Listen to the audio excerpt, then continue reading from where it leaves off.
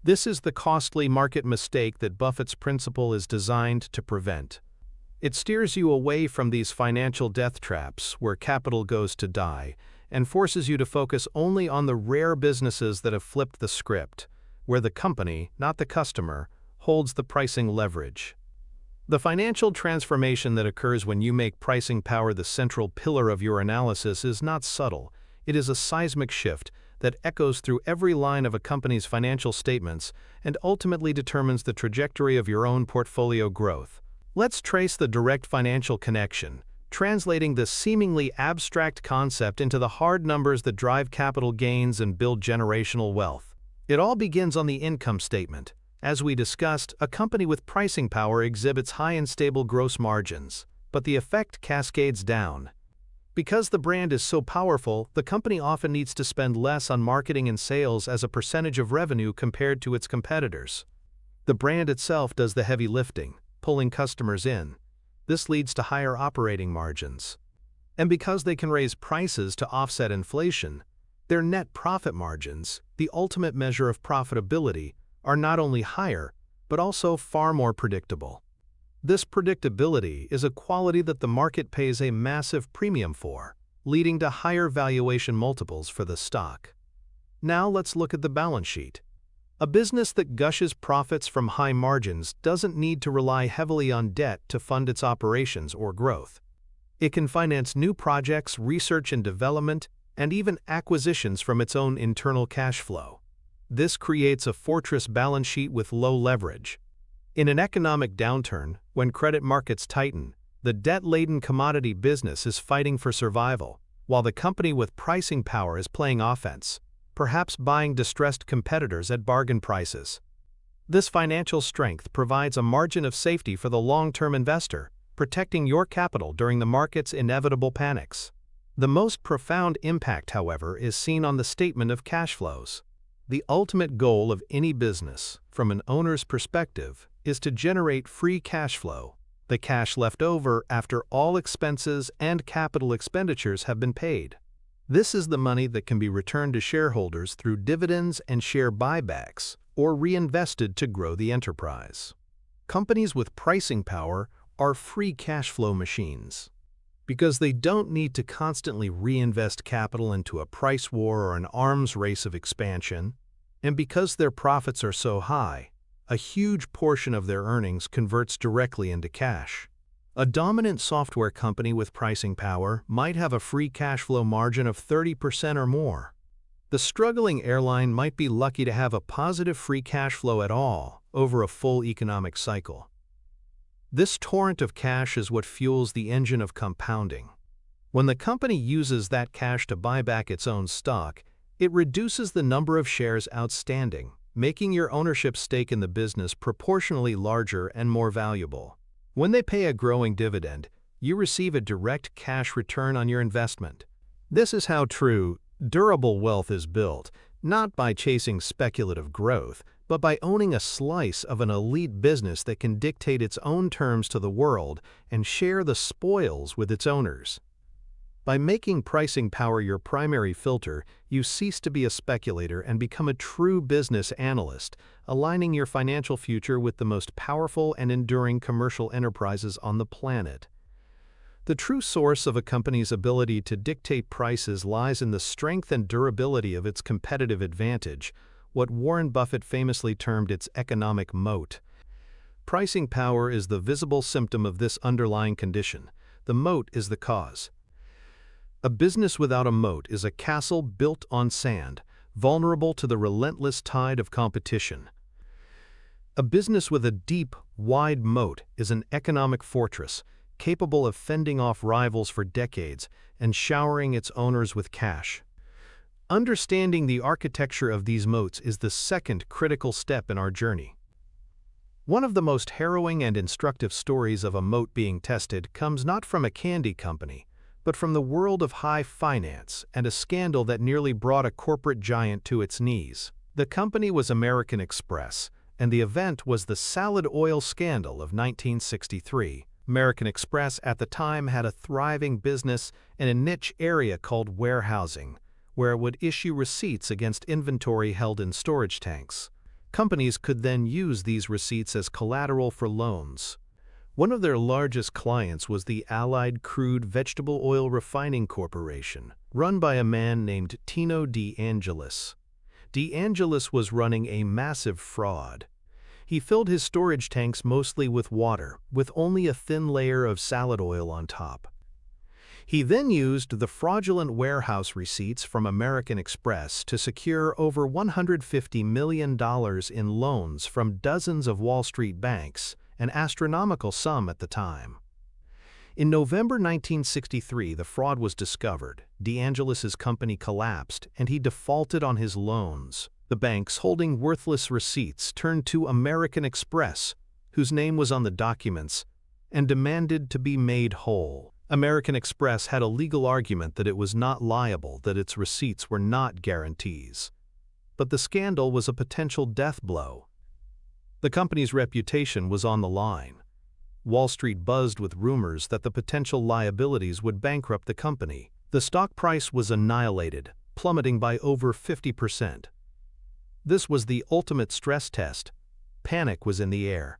Investors, believing the American Express moat had been breached, dumped the stock en masse.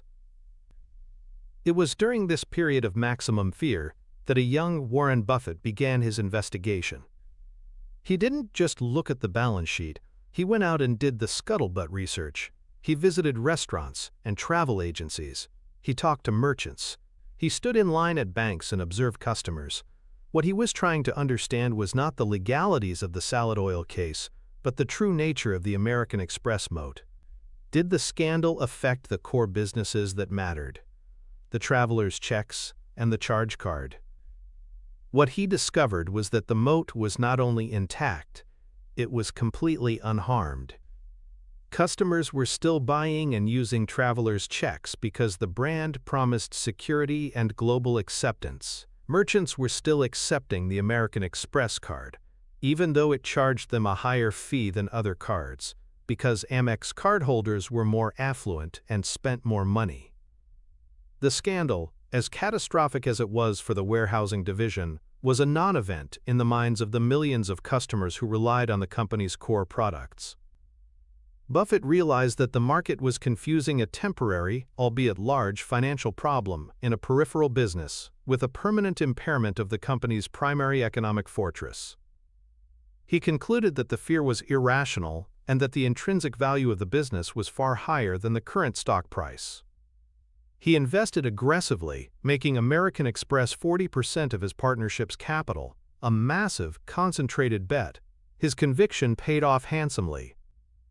American Express eventually settled the liabilities for a manageable sum, the fear subsided, and the stock price soared. The lesson was profound. A truly great business possesses a moat so powerful that it can withstand a direct hit from a torpedo and continue to sail on, its core franchise untouched. Pricing power comes from this invulnerability. American Express could charge higher fees to merchants and command a premium for its services precisely because its moat, built on brand trust and a two-sided network of cardholders and merchants, was unbreachable. The psychological underpinnings of a powerful economic moat are just as critical as its business structure. These moats are not just built from patents or factories, they are constructed within the minds of customers, creating powerful psychological barriers that prevent them from switching to a competitor. One of the most potent of these is the network effect. A business has a network effect when the value of its product or service increases for each new user that joins the network. Think of companies like Visa, MasterCard, or the American Express from our story. The value of the card to a consumer depends on how many merchants accept it. The value of accepting the card for a merchant depends on how many consumers carry it. This creates a powerful, self-reinforcing feedback loop. As the network grows, it becomes exponentially more valuable and exponentially harder for a new competitor to challenge. A new credit card company would face an impossible chicken and egg problem. They can't attract users without merchants, and they can't attract merchants without users. This isn't just a business advantage, it's a psychological fortress built on the principle of social proof. The more people we see using a service, the more we trust it and feel compelled to join ourselves. It overrides our rational analysis and pushes us to conform to the dominant network. Another powerful psychological force is the creation of high switching costs. This is not just about financial costs, but also about the psychological pain and effort required to change. Consider a company like Microsoft. For decades, the entire business world was built on the Windows operating system and the Office suite of products. An individual company could theoretically switch to a different ecosystem, but the cost would be astronomical. They would have to retrain every employee, convert every file, and deal with massive compatibility issues. The perceived pain, effort, and risk associated with the switch are so high that it creates a state of inertia. This is an example of system justification theory in psychology, where individuals are motivated to defend and justify the existing social and economic systems they are part of, even if a better alternative exists. We become comfortable with the systems we know, and the thought of learning a new one is deeply unsettling. Companies with deep moats are masters at embedding themselves into their customers, lives, and workflows, making the idea of leaving not just a financial calculation, but an emotional and logistical nightmare. They are exploiting our natural aversion to change and our desire for a stable, predictable environment. A great moat, therefore, isn't just about having the best product today. It's about creating a psychological gravity well that makes it incredibly difficult for customers to escape, allowing the company to exercise its pricing power year after year with minimal resistance. To transform this understanding of economic moats into a practical tool, we need a blueprint for identifying and classifying them. Just as a medieval engineer would analyze the defenses of a castle, an investor must analyze the structure of a company's competitive fortress. There are 5 primary types of economic moats you must learn to recognize. The first and most powerful is the one we just discussed, the network effect. Your task as an analyst is to ask, does this product become more valuable as more people use it? Social networks like Facebook, marketplaces like eBay, and credit card processors like Visa are classic examples. The key is to differentiate a true network effect from a simple popularity-based business. A fad can be popular, but it doesn't necessarily become more valuable to the user with each new adherent. A true network effect creates a winner-take-all or winner-take-most dynamic that is nearly impossible to disrupt. The second type of moat is intangible assets. This category includes brands, patents, and regulatory licenses. A powerful brand like Coca-Cola's is an intangible asset that allows the company to charge more for brown sugar water than any competitor. It exists as a promise of quality and consistency in the consumer's mind. Patents grant a legal monopoly for a period of time, allowing pharmaceutical and technology companies to earn supernormal profits on their innovations. Regulatory licenses, like those required to operate a railroad or a waste disposal service, can create a legal barrier to entry that insulates the incumbent from competition. When analyzing a business, ask, does this company possess a unique asset that competitors cannot legally or economically replicate? The third moat is created by high switching costs. We touched on this with Microsoft. The question to ask is, how painful, time-consuming, or expensive would it be for a customer to switch to a competitor? This is particularly relevant in enterprise software, banking, and for companies whose products are deeply integrated into a manufacturing or business process. A company that supplies a single, critical component for an airplane engine, for example, has an enormous moat because the cost and regulatory burden for the airplane manufacturer to switch suppliers would be prohibitive. The fourth moat is a cost advantage. This can come from 2 primary sources, process and scale. A process advantage means the company has a unique, proprietary way of doing something that allows it to operate at a lower cost than rivals. Think of the operational efficiency of the early Walmart stores. A scale advantage means that the largest player in an industry can spread its fixed costs over a much larger volume of sales, giving it a lower per-unit cost. This allows the company to either undercut competitors on price or enjoy higher profit margins. When evaluating a business, Analyze its cost structure relative to its peers. Is there a structural reason why this company will always be the low-cost provider? The fifth and final moat is efficient scale. This is a subtle but powerful advantage that exists in markets of limited size. Imagine a small town that can only profitably support one railroad line or one gravel quarry. The first company to build the infrastructure to serve that market effectively creates a natural monopoly. A second entrant would know that the market is not large enough for both of them to earn a decent return on their investment, so they don't even try to compete. The incumbent is left to dominate a small but highly profitable niche. The key question here is the market so limited in size that it would be irrational for a second competitor to enter? By systematically checking every potential investment against these 5 moat categories, you create a robust framework for identifying businesses with true staying power, the kind of companies that can support sustained pricing power for generations.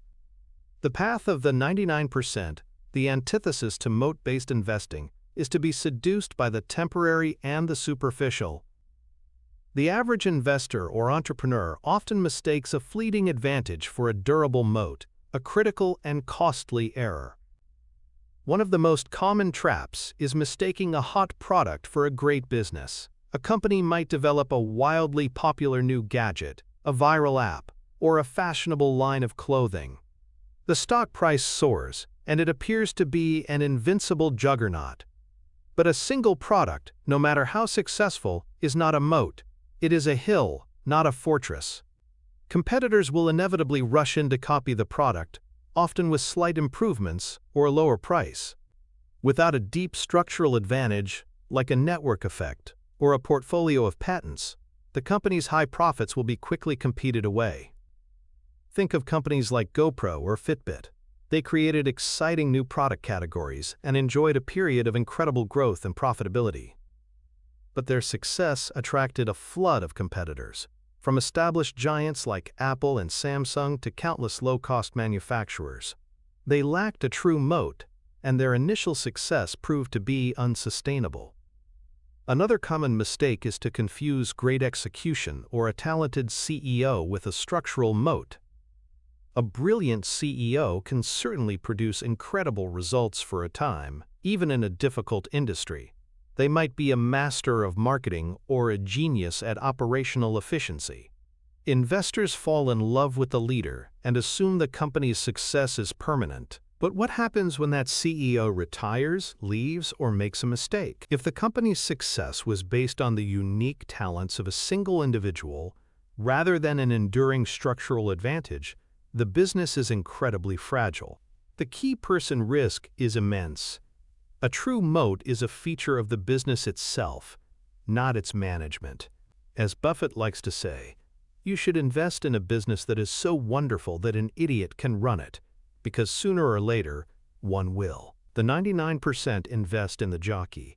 The wise investor, following the Buffett model, invests in the horse.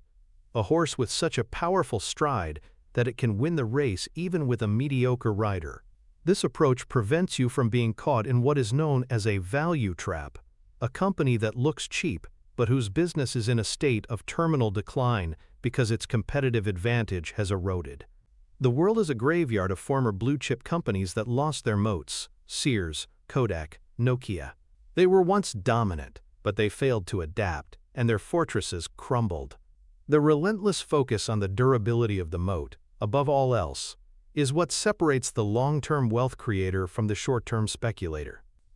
The existence of a deep and wide economic moat has a profound and quantifiable impact on a company's financial performance, acting as the engine that directly drives portfolio growth for its shareholders. The financial metric that best captures the power of a moat is return on invested capital, or ROIC. ROIC measures how much profit a company generates for every dollar of capital that has been invested in the business. A high and sustainable ROIC is the clearest financial signal of a superior business with a strong competitive advantage. Here's why. In a perfectly competitive market with no moats, competition would drive down the returns of all companies to their cost of capital. If a business is earning unusually high returns, it will attract new competitors like sharks to blood. This new competition will increase supply, pressure prices, and ultimately erode those high returns. However, a company with a powerful moat can defy this economic gravity. Its competitive advantage, its brand, its network effect, its patents, acts as a barrier, keeping those competitors at bay. This allows the company to consistently earn returns on capital that are far in excess of its cost of capital, year after year. Let's translate this into tangible numbers that affect your wealth management strategy. A mediocre no-moat business might struggle to earn an ROIC of 6 to 8%, roughly its cost of capital. A truly great business with a wide moat, like a Moody's or a Microsoft, might consistently generate an ROIC of 20%, 30%, or even more. This differential is the source of all value creation. A company that can reinvest its earnings at these high rates of return becomes a compounding machine. Imagine two companies, both earning $100 million. Company A, the no-moat business, reinvests that profit and earns a 7% return, generating an additional $7 million in profit the next year. Company B, the wide moat business, reinvests its profit at a 25% ROIC, generating an additional $25 million in profit. Over time, this gap becomes a chasm. The value of Company B will compound at a dramatically faster rate, and its stock price will inevitably follow.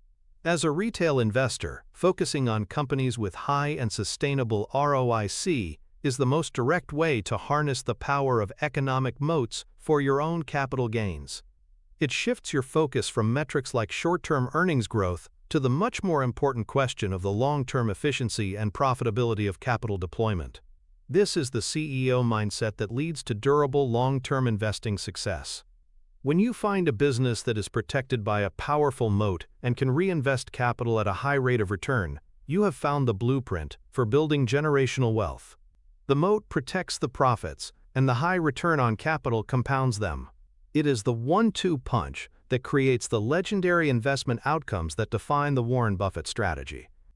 One of the most insidious and costly mistakes an investor can make is to become hypnotized by the siren song of growth. We are culturally conditioned to believe that faster is always better, that a company growing its revenues at 50% per year is inherently a better investment than one growing at 8%. This obsession with top-line growth at the expense of all other factors is a dangerous path. Warren Buffett's entire philosophy is a testament to a more profound truth. The quality and profitability of growth matter far more than its speed. The story that best illustrates this principle is not one of a specific investment he made, but rather one he famously and conspicuously avoided: the dot-com bubble of the late 1990s. In the years leading up to the new millennium, the market was gripped by a speculative frenzy.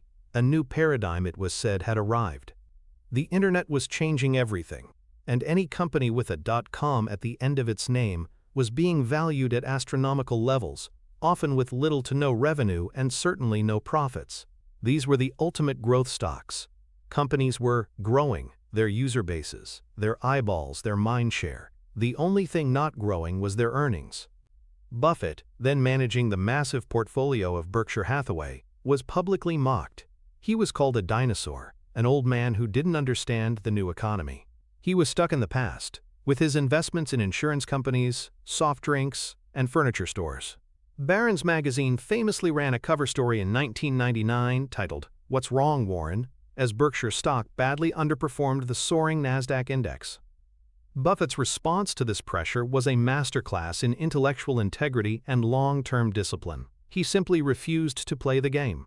In his shareholder letters and public appearances, he admitted, "I don't know how to value these companies." It wasn't that he didn't believe in the internet's transformative power, he just couldn't project with any degree of certainty what the cash flows of these fledgling companies would look like in 5, 10, or 20 years. More importantly, he couldn't identify any durable competitive advantages, any moats, that would protect them from the inevitable onslaught of competition. He understood a crucial distinction. A revolutionary technology is not the same thing as a great business. He pointed to the history of the automobile and airline industries. two of the most transformative technologies of the 20th century, both of which had been, for investors, unmitigated financial disasters over the long run. The reason was that the initial growth phase attracted hundreds of competitors, leading to brutal price wars and chronic unprofitability. He saw the same pattern emerging in the dot-com space. He chose instead to stick with his durable businesses, companies like Coca-Cola and Gillette. These were not high-growth darlings. They were mature, seemingly boring companies. But what they possessed was exactly what the dot-coms lacked: predictable earnings, fortress-like economic moats, and immense pricing power. They could be relied upon to generate cash year in and year out. When the bubble inevitably burst in 2000 and 2001, the Nasdaq collapsed by nearly 80%. Hundreds of high-flying dot-coms went bankrupt, and trillions of dollars of speculative wealth vanished into thin air. Berkshire Hathaway's portfolio, filled with its boring, durable businesses, held up beautifully. Buffett was vindicated not by being a better forecaster of technology, but by being a better student of business history and human psychology. He understood that the pursuit of growth for its own sake, without the foundation of a defensible moat and pricing power, is a fool's game. This story is the ultimate testament to the idea that in investing it is often the battles you don't fight that lead to victory. This psychological trap that ensnares so many investors in the pursuit of high-growth stocks is rooted in some of our most powerful and primitive cognitive biases. The primary culprit is the fear of missing out, or FOMO. During a bull market or a speculative bubble, we are bombarded with stories of ordinary people getting rich quick. Our neighbors, our friends, the people we see on social media, they all seem to be effortlessly making fortunes on the latest hot stock. This triggers a powerful emotional response. FOMO is a close cousin of envy, and it activates the pain centers in our brain. The thought of being left behind while others succeed is deeply distressing. To alleviate this pain, we feel an overwhelming urge to jump on the bandwagon, often abandoning our own rational analysis in the process. This leads directly to herd behavior, or the herd bias. Human beings are social creatures, hardwired to find safety in numbers. In the ancestral environment, straying from the tribe could mean death. In financial markets, this instinct manifests as a tendency to follow the crowd, assuming that if everyone else is buying a certain type of stock, it must be the right thing to do. The rising prices themselves become the justification for buying, a phenomenon George Soros calls reflexivity. The logic becomes circular and self-reinforcing. The stock is going up because people are buying it, and people are buying it because the stock is going up. This creates a positive feedback loop that can inflate bubbles to absurd proportions. At the peak of this frenzy, another dangerous bias takes hold: the overconfidence bias. After making some initial easy profits by riding the wave, investors begin to believe they are financial geniuses. They mistake luck for skill.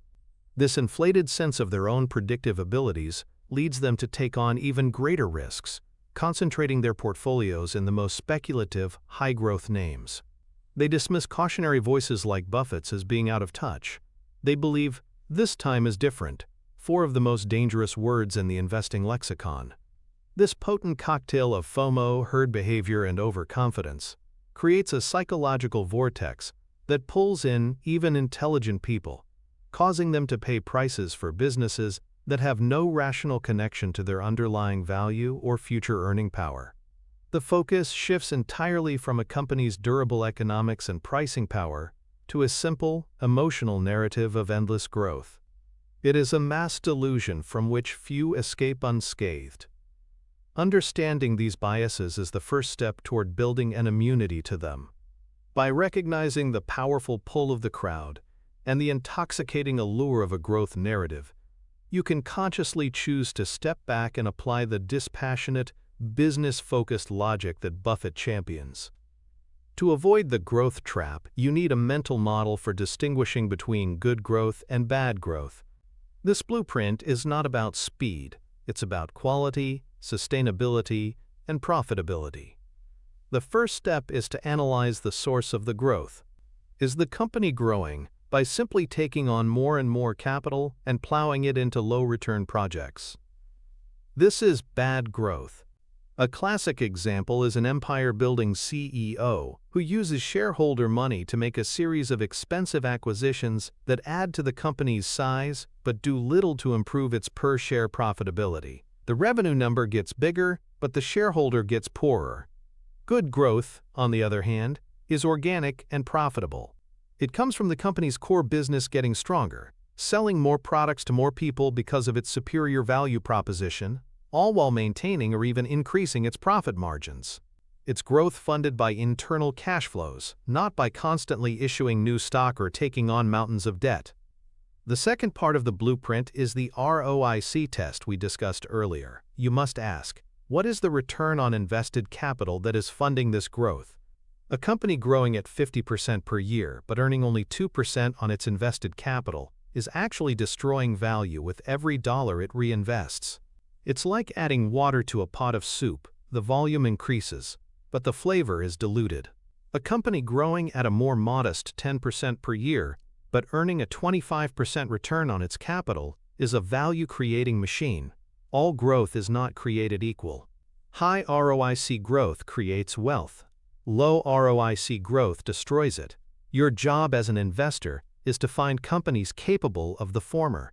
This requires looking past the headline revenue growth number and digging into the financial statements to understand the true economics of the business. The third step is to apply the reinvestment runway concept. A great business must not only earn high returns on capital, but it must also have opportunities to reinvest its profits at those high rates for a long period of time. This is its runway for growth. A company might have a fantastic high-return niche, but if that market is small and already saturated, its growth potential is limited.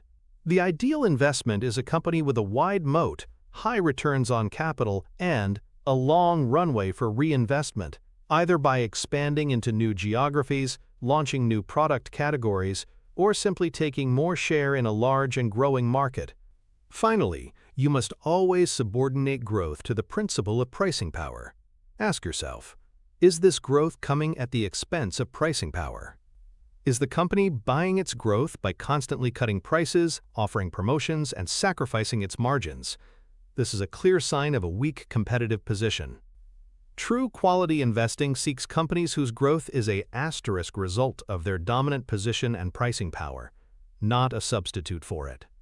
By applying this four-part mental model, analyzing the source of growth, its return on capital, the length of the reinvestment runway, and its relationship to pricing power, you can confidently separate the durable growers from the speculative flashes in the pan. The antithesis of Buffett's disciplined approach is the path of the 99% of investors who chase growth at any price. Their portfolios become a graveyard of once-hyped stocks that promised to change the world but ended up destroying vast amounts of capital. The landscape of market history is littered with their names. Think of the Nifty 50 stocks of the early 1970s. These were large blue-chip companies like Xerox, Polaroid, and Avon, considered one-decision stocks. You were supposed to buy them at any price and never sell, because their growth was believed to be unstoppable. Investors became so enamored with their growth stories that they paid 50, 60, or even 80 times earnings for them. They ignored valuation, moats, and the potential for competition. The subsequent bear market of 1973-74 was brutal. These high-flying growth stocks collapsed, with many falling over 90% from their peaks. It took decades for some of them to recover, and many never did. The investors who bought at the top were financially and psychologically devastated. The dot-com bubble of the late 1990s was a replay of the same story on an even grander scale. Companies like Pets.com, Webvan, and eToys were poster children for the growth-at-any-cost mentality. They were raising and spending hundreds of millions of dollars of investor capital to acquire customers, with no clear path to profitability. Their business models were fundamentally flawed. Webvan, for example, was trying to revolutionize the grocery delivery business, but its high-cost infrastructure of warehouses and delivery trucks meant it was losing huge sums of money on every order. It had massive revenue growth, but its unit economics were disastrous. It lacked any pricing power, as it was competing with established low-cost supermarkets. The company burned through over $1 billion in capital before spectacularly going bankrupt in 2001. The common thread in all these stories is the complete disregard for the fundamental principles of business. The 99% get caught up in a narrative, a story about the future, and they forget to ask the hard questions about the present. Does this business have a sustainable competitive advantage? Can it charge a premium for its product? Does it generate actual cash flow? By failing to ask these questions, they become speculators, not investors.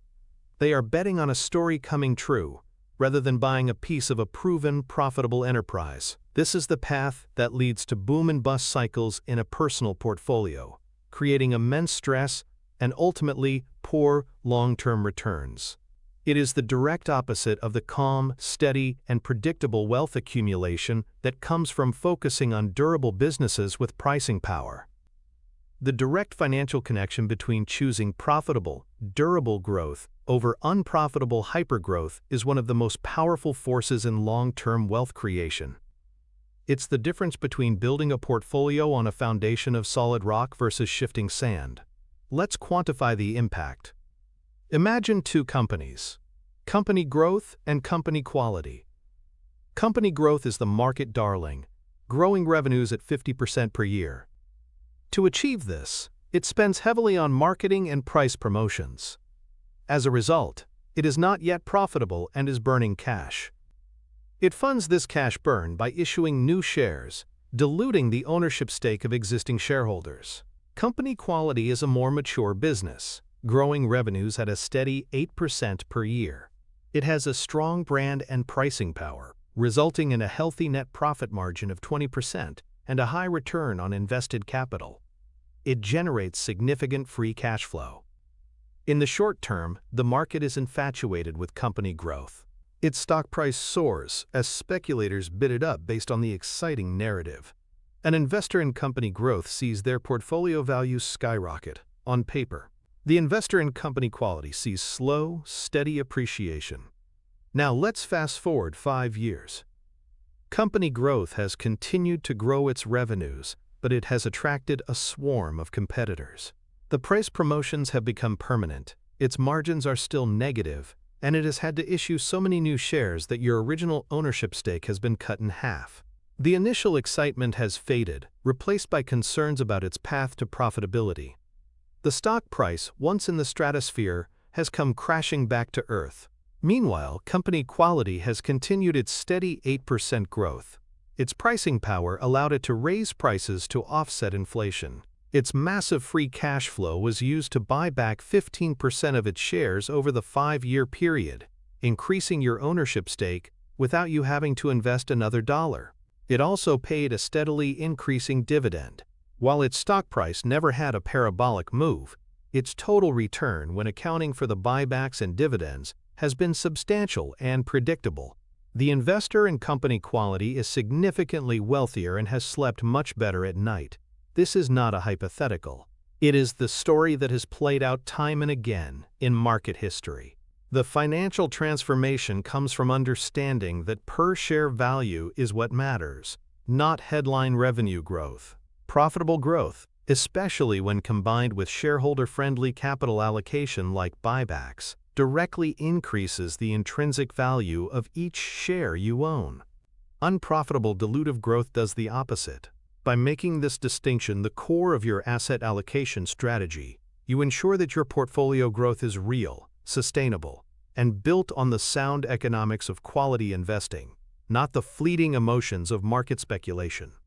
Having a business with pricing power and a durable economic moat is a tremendous advantage, but these are inert assets. They must be wielded by skilled and rational management. The fourth pillar of our analysis, therefore, is the human element, the CEO, and their approach to capital allocation. A great business can be steered into a ditch by a foolish manager, while a good business can be elevated to greatness by a brilliant one. The ultimate test of a CEO is not their charisma or their operational prowess, but their discipline in deploying the company's cash. Warren Buffett's education on this topic was profoundly shaped by his association with two legendary figures, Katharine Graham of The Washington Post and Tom Murphy of Capital Cities/ABC.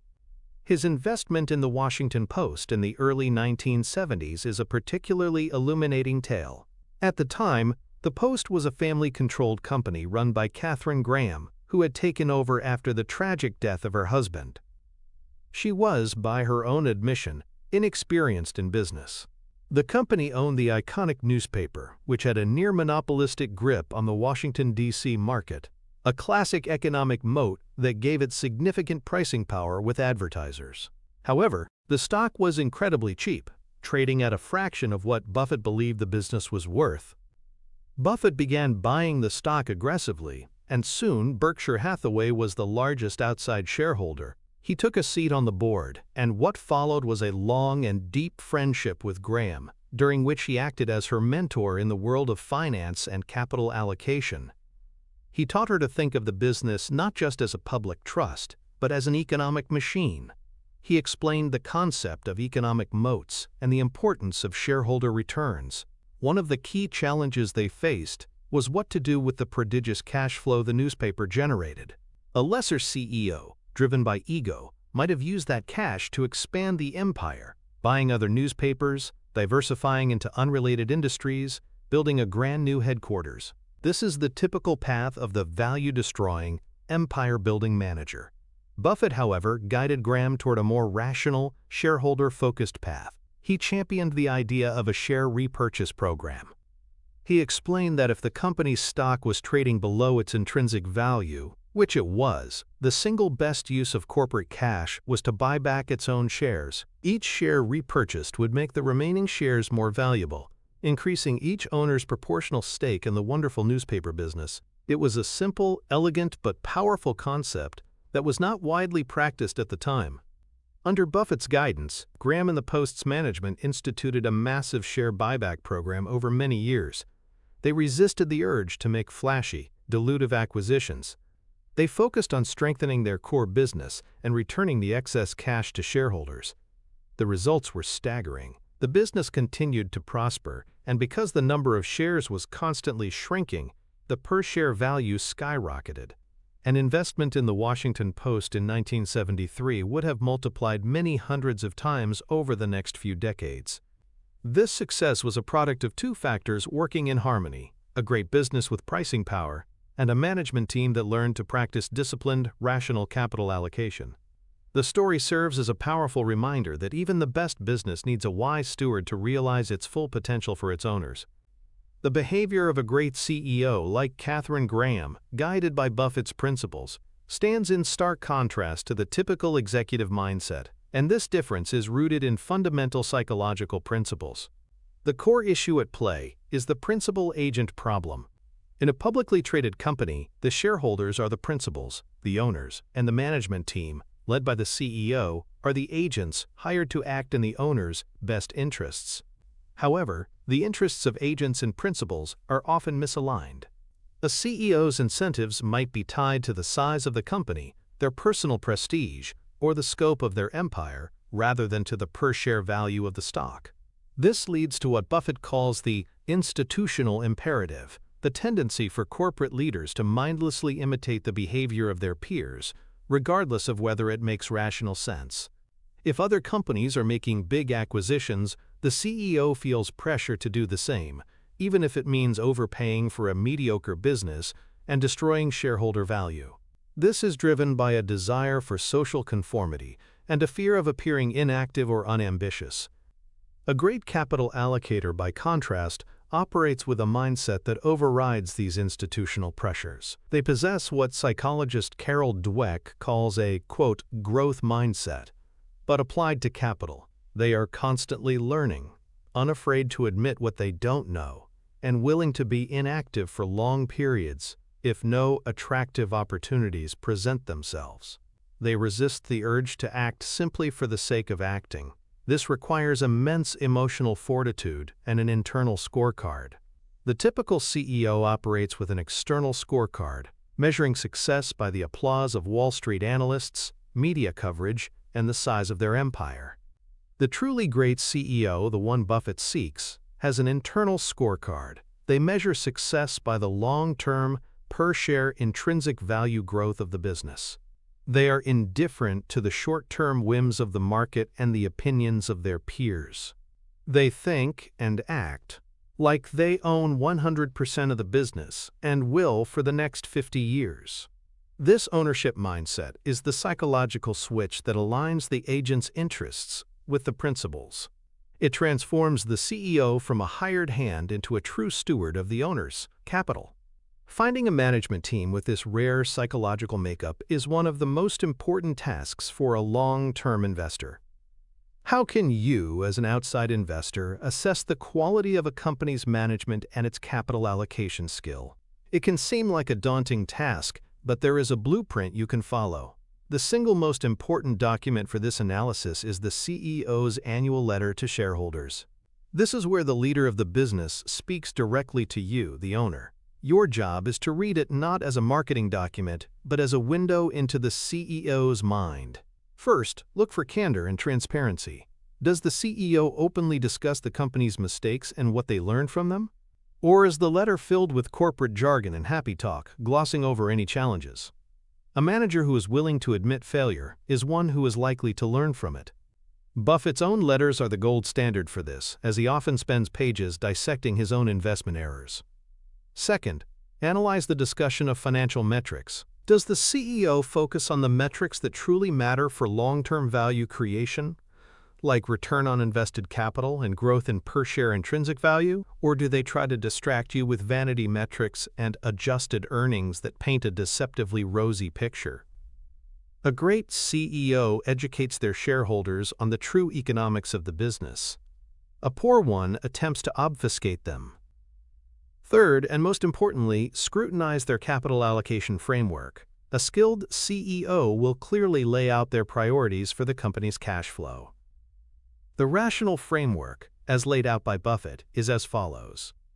The first priority is to reinvest in the core business, but only in projects that promise to earn a return well above the cost of capital. If there are no such opportunities, the second option is to look for sensible acquisitions, but again, only at prices that make economic sense. If no attractive acquisitions can be found, the third and final option is to return the cash to the owners, either through dividends or, if the stock is trading below intrinsic value, through share buybacks. A CEO who explicitly follows this rational hierarchical approach is a rare gem. Look for a leader who is willing to be patient, who says no to bad deals, and who treats share buybacks as a tool for value creation, not for propping up the stock price. By dissecting the annual letters over a period of 5 to 10 years through this lens, you can develop a remarkably accurate portrait of the CEO's mindset and their skill as a capital allocator, which is a crucial part of any comprehensive stock analysis. The path of the 99% is to completely ignore the issue of capital allocation. Most retail investors, and even many professional ones, focus almost exclusively on the company's products or its recent earnings growth. They rarely, if ever, read the shareholder letter or think critically about how management is deploying capital. This leads them to invest in companies run by what Buffett calls the acquisitive-minded CEO. This is the leader who is addicted to doing deals. Their primary motivation is to build a larger empire, which in turn leads to a larger salary, more prestige, and a more prominent public profile. They suffer from a massive overconfidence bias, believing they can acquire any company and magically improve its performance. This often leads to a pattern of disastrous, value-destroying behavior. They tend to buy companies in unrelated industries where they have no expertise, a process Buffett derisively calls diversification. They almost always overpay, getting caught up in bidding wars and paying a huge premium for the target company. To fund these expensive acquisitions, they often issue large amounts of new stock, heavily diluting existing shareholders, or they take on massive amounts of debt, jeopardizing the company's financial stability. The history of corporate America is a long, sad story of such capital misallocation. The ill-fated merger of AOL and Time Warner in 2000 is the quintessential example. At the peak of the dot-com bubble, AOL, the high-flying internet company, acquired the media giant Time Warner in a deal that was hailed as a visionary combination of new media and old media. The deal was an unmitigated disaster. The corporate cultures clashed, the promised synergies never materialized, and the bursting of the tech bubble decimated the combined company's value. The merger resulted in a staggering $99 billion goodwill write-down a few years later, one of the largest corporate losses in history. The shareholders of both companies were devastated. The deal was driven by ego, hype, and a complete failure of capital allocation discipline. An investor who had focused on the quality of management and their track record, rather than the exciting story of the merger, would have stayed far away. By ignoring the crucial role of the capital allocator, the 99% repeatedly fall victim to these corporate empire builders, finding their stake in a good business diluted or destroyed by the foolish actions of its management. This is why evaluating the person steering the ship is just as important as evaluating the quality of the ship itself. The direct financial connection between masterful capital allocation and your personal portfolio growth is profound and undeniable. It is the force multiplier that takes the earnings generated by a great business and transforms them into exceptional shareholder returns. The key concept to understand here is, quote, shareholder yield. While many investors focus on dividend yield, shareholder yield provides a more complete picture. It is calculated by adding a company's dividend yield to its net share buyback yield. This metric captures the total amount of capital a company is returning directly to its owners. A company run by a skilled capital allocator will often have a high and growing shareholder yield. When the company buys back its stock, it directly and immediately increases your ownership percentage of the business. If you own 1% of a company with 1 million shares, you own 10,000 shares. If the company buys back 100,000 shares, there are now only 900,000 shares outstanding. Your 10,000 shares now represent 1.11% of the company. Your slice of the earnings pie has just grown by over 10% without you doing anything. This is a powerful and often overlooked driver of capital gains. Furthermore, a disciplined approach to capital allocation creates immense long-term value by avoiding what Munger calls negative compounding, the destruction of capital through foolish acquisitions. A dollar that is wasted on an overpriced, ill-conceived merger is a dollar that can never be used to buy back undervalued stock, pay a dividend, or invest in a high-return organic growth project. The opportunity cost is immense. Over a decade, the difference between a CEO who allocates capital at a 15% return and one who allocates it at a 5% return is the difference between creating a financial masterpiece and presiding over a slow, painful decline. This difference will be reflected directly in the company's stock price performance over the long term. By focusing your stock picking on companies led by managers who think like owners and have a demonstrated track record of intelligent capital allocation, you are adding a powerful second engine to your investment. The first engine is the quality of the business itself, its moat and pricing power. The second is the skill of the manager, who acts as a highly efficient machine for converting the business's profits into per-share value for you, the owner. This two-engine approach is the core of the Warren Buffett strategy and the most reliable path to achieving superior, market-beating returns and genuine financial freedom. We arrive now at the final pillar, the ultimate outcome of successfully combining the preceding principles. This is the grand payoff. The reason we meticulously analyze pricing power, deconstruct economic moats, favor profitable growth, and scrutinize management. It is the creation of a true compounding machine, an investment that, when held for the long term, can transform a modest sum of capital into generational wealth. This is not about speculative flashes of brilliance. It is about the patient, relentless, and near unstoppable force of geometric progression harnessed through the ownership of superior businesses. The quintessential story of the compounding machine in action is Buffett's investment in the Coca-Cola Company.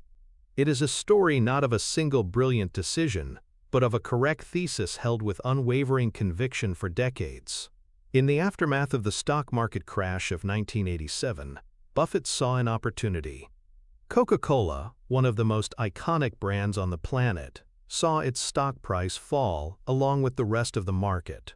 Buffett, who had been a lifelong consumer of the product, began to analyze the business with his characteristic intensity. What did he see? He saw the ultimate example of a company with pricing power.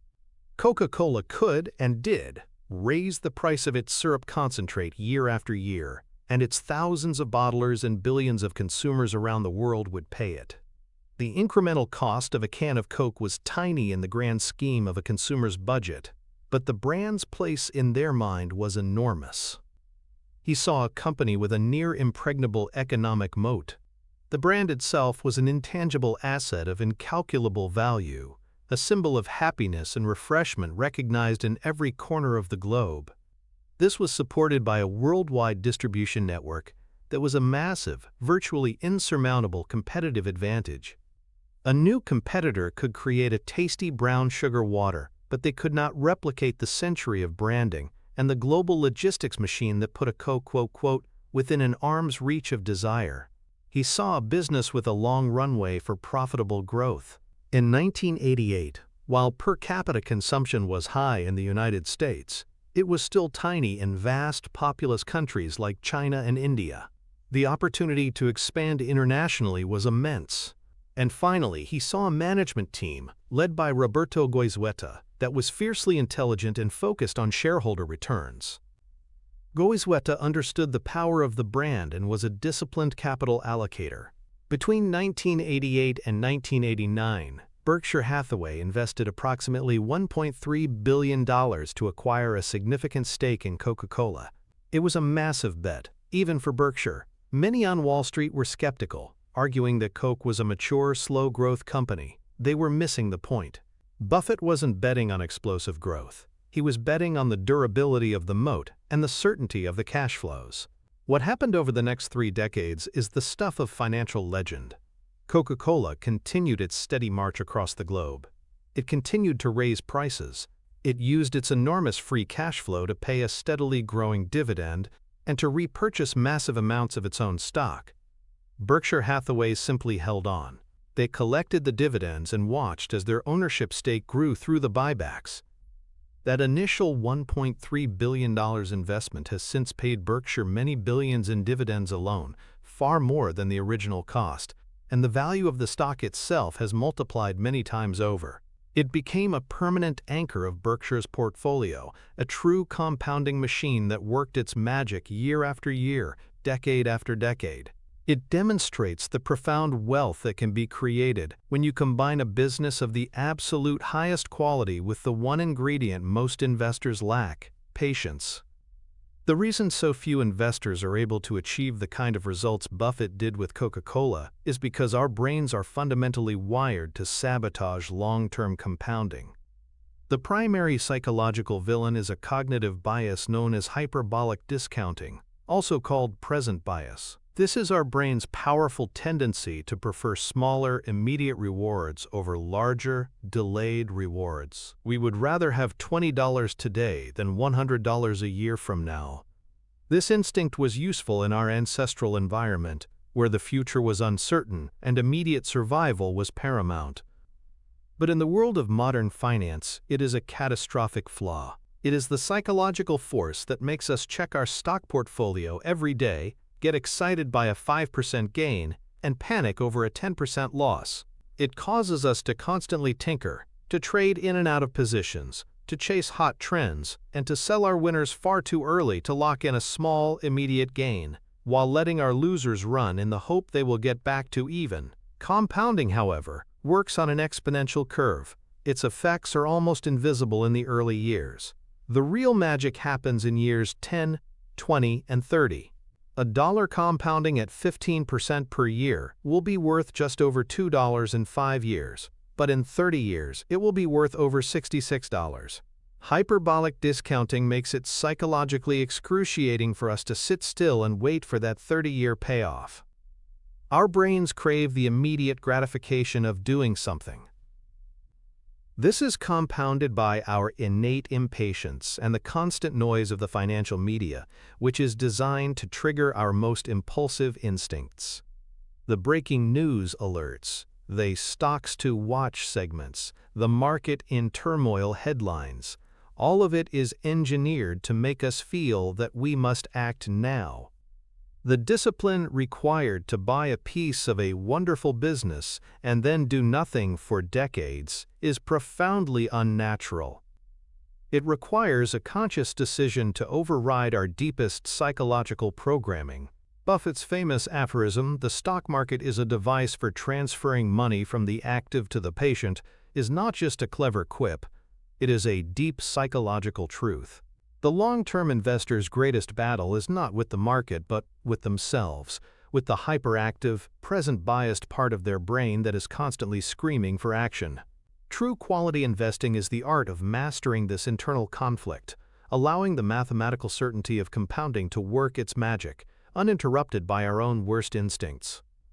So how do you build a portfolio of compounding machines and develop the discipline to let them work? The applied mental model is a three-step blueprint for becoming a true long-term investor. The first step is to adopt a multi-decade time horizon for every single investment you make. Before you buy a single share, ask yourself, based on my analysis of this company's pricing power, economic moat, and management, would I be comfortable owning this business if the stock market were to close for the next 10 years?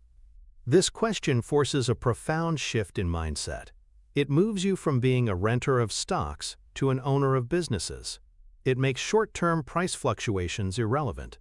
If the answer is anything less than an enthusiastic yes, you should not buy the stock. This simple filter will eliminate 99% of the speculative, low-quality ideas that might tempt you. The second step is to master the Rule of 72. This is a simple mental shortcut to understand the power of compounding.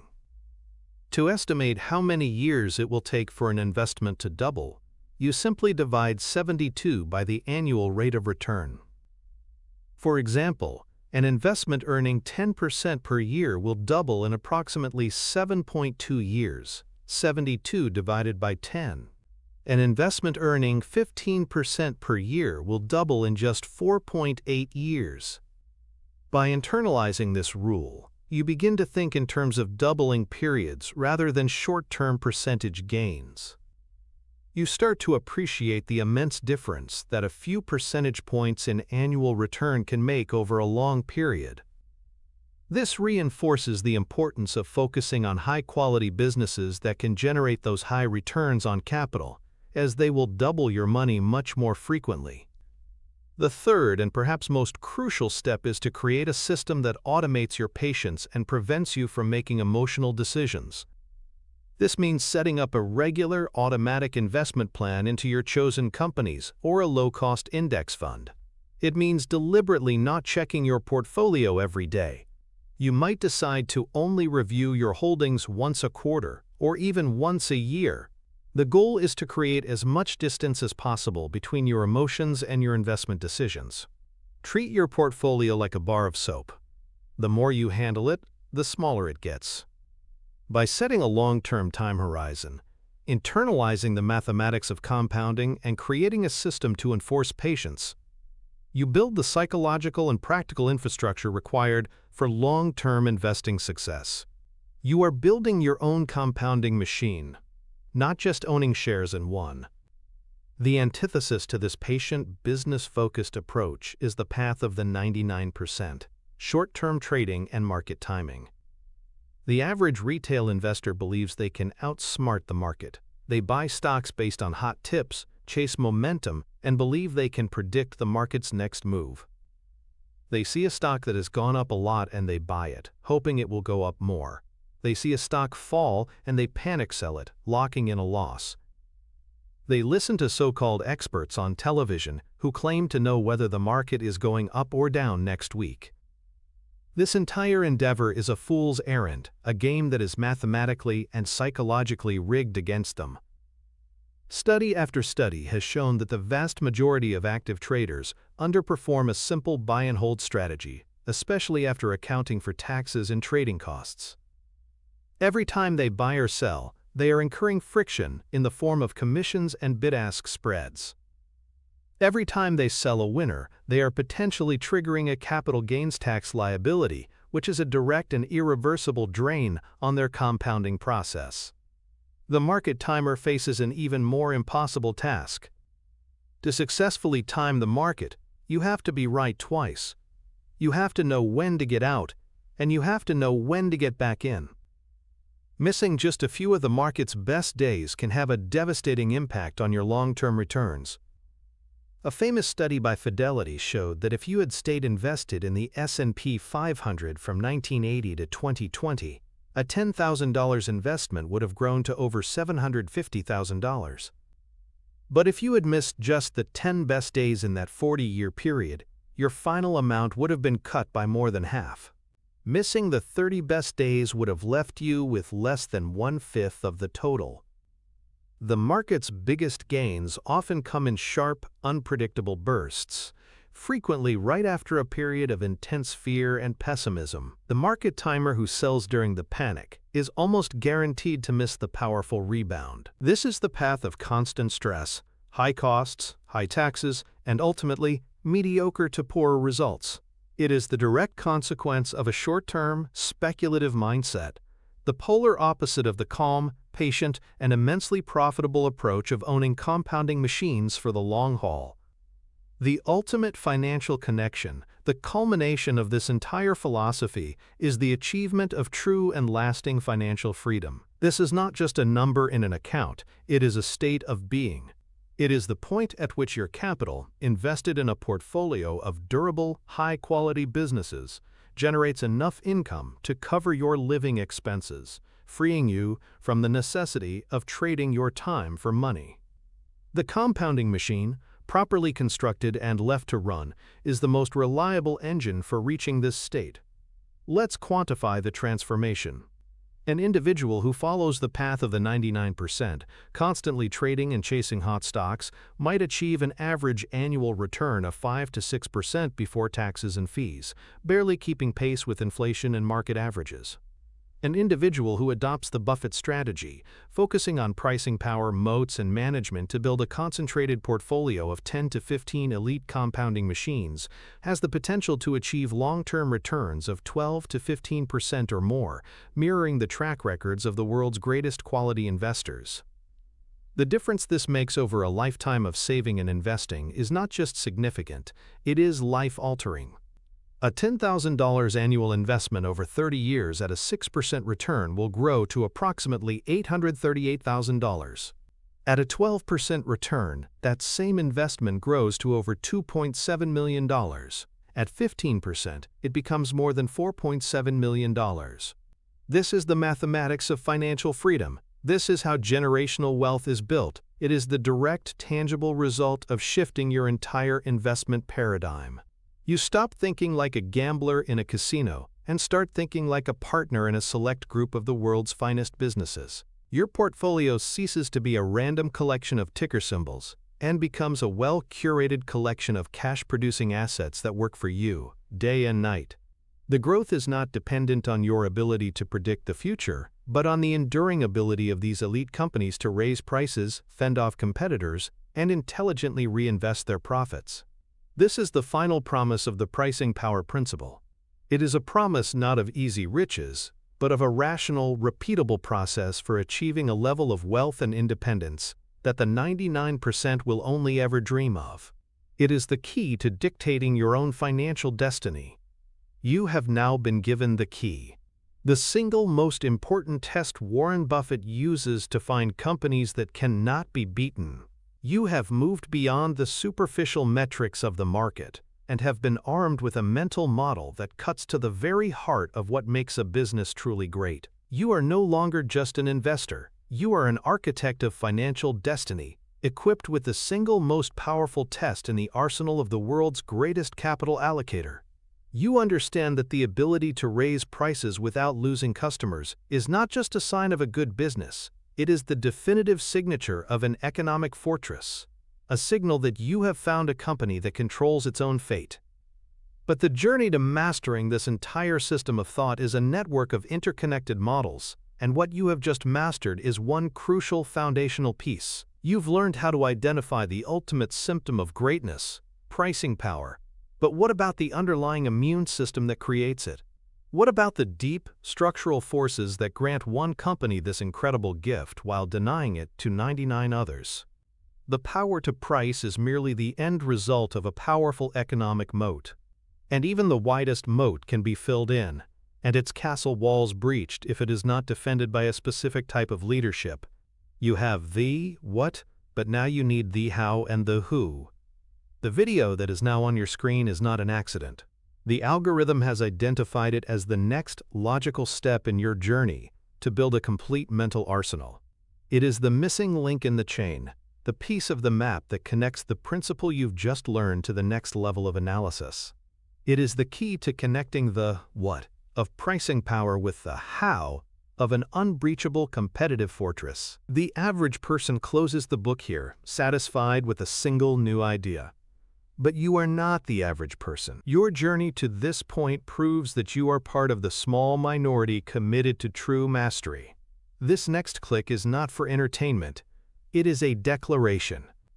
A declaration that you are committed to completing the framework, to understanding the entire ecosystem of ideas that creates lasting wealth. It is the next step in your ascent to achieving true financial freedom. Continue the journey. Click the video.